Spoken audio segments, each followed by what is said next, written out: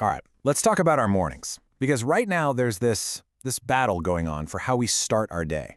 On one side, you've got the modern, super optimized routine that promises peak productivity. And on the other, an ancient philosophy that promises something way more valuable, mental resilience. So which one actually leads to a successful day? Let's get into it. You know that feeling, right?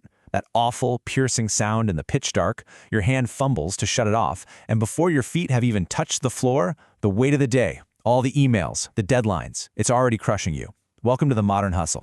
And here's the crazy part. You've done it all. The cold shower, the workout, the journaling, you've checked every single box of that supposed miracle morning. But instead of feeling energized, you feel totally drained. You might have won the battle against the snooze button, but you're already losing the war for your own well-being. So, that leads us to the big question. If this relentless chase for optimization just leaves us burned out before the day's even really started, then is there another way? Is there a way to prepare for the day that actually builds us up instead of tearing us down? So first, let's really look at this modern burnout routine. This is all based on a pretty intense 3-year journey someone took to find the perfect morning, a journey that didn't end in success, but, you guessed it, in total exhaustion. Yeah, forget those calm, beautiful sunrises you see on social media. The reality was way different. It was about forcing the body into this artificial state of high alert, and the result? A nervous system that's completely fried, just constantly teetering on the edge of collapse. The answer, the real turning point, comes from looking way back, almost 2,000 years, to the Roman Emperor Marcus Aurelius.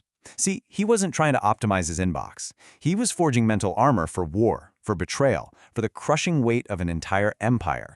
And this comparison just hits the nail on the head. Modern routines are all about prepping your body for a day of tasks. The Stoic routine, though, is about fortifying your mind for a life of challenges.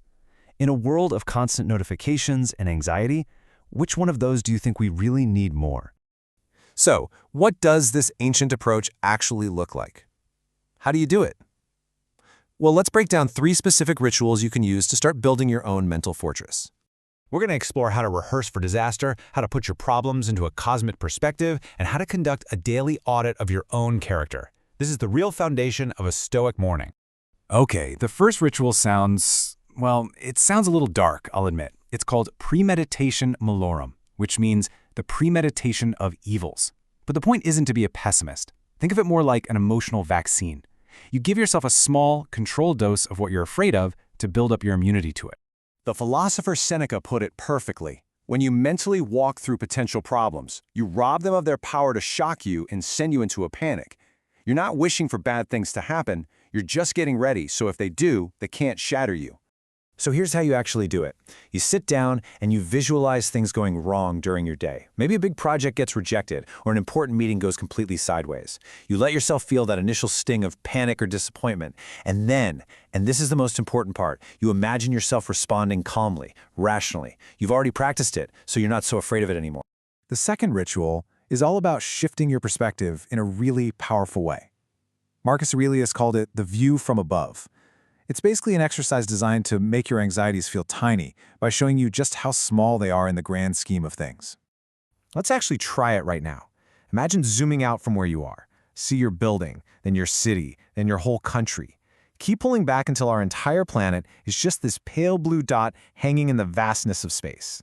From that viewpoint, that email you're dreading or that argument you had, it suddenly seems a lot more manageable, doesn't it? All right, the final piece of this toolkit is journaling. But hold on, this isn't what you think. It's not about venting or just writing down all your feelings. The Stoic journal is much more structured. It's a daily audit of your character. Here's a great way to think about it. Modern journaling is often about our feelings, which are super unpredictable and temporary. It's kind of like the weather. Stoic journaling, on the other hand, focuses on our character, our principles, our virtues.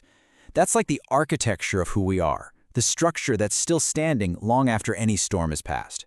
The whole practice is built around 3 simple but really deep questions. It's not about being hard on yourself. It's about recognizing patterns. You're just looking at your actions objectively to see where you lived up to your values, where you fell a little short, and then setting a clear intention for the day ahead. So, what happens when you trade this obsession with optimization for some mental fortification? Well, the results are pretty surprising. You might not actually check more boxes on your to-do list, but you accomplish something way more profound. The whole focus shifts from quantity to quality. You might not fire off emails any faster, but your replies will be more thoughtful. You might not take more meetings, but you'll be 100% present in the ones you're in. You end up reclaiming all this mental energy that used to just get wasted on anxiety and dread. And this really brings us to the ultimate point here. This isn't just about having a better morning. It's about building a better mind. In a world of manufactured urgency and nonstop distraction, maybe the most radical productivity hack of all is to simply prepare your mind for the reality of life. In the end, this is what it all boils down to. Marcus Aurelius staring down plague and war. He didn't need to biohack his body with cold showers. He needed a mind that was resilient, clear, and absolutely unbreakable when faced with real adversity. And so, the question for all of us is really the same. When we face our own daily battles, the big ones and the small ones, what do we actually need more? A body that's optimized for work, or a mind that cannot be shattered? What are you really preparing for?